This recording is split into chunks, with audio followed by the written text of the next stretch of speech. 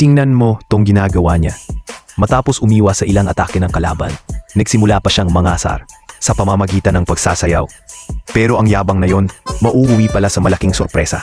Pumasok sa ring ang Brazilian fighter na si Leandro Silva, suot ang isang nakakatakot na maskara. Sa laban na ito, ipinakita ni Leandro ang kanyang technical na galing at kumpiyansang nanalo sa unang round. Noong una, kalmado at mahinahon siya.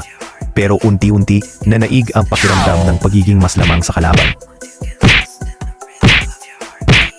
Matapos umiwas sa isa pang serye ng suntok, muli siyang nagsayaw na parang nang aasar. At higit pa rito, ginamit pa niya ang lubid ng ring bilang parang sopa at nag-relax na pose. Dahil iniisip niyang hawak niya ang laban, hindi na niya tinuring na banta ang kalaban.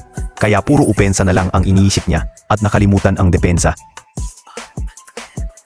Napansin agad ito ng kalaban at gamit ang malakas na kaliwang hook, pinabagsak niya ang mayabang na Brazilian. Pagkatapos noon, walang awang pinanabangan si Leandro.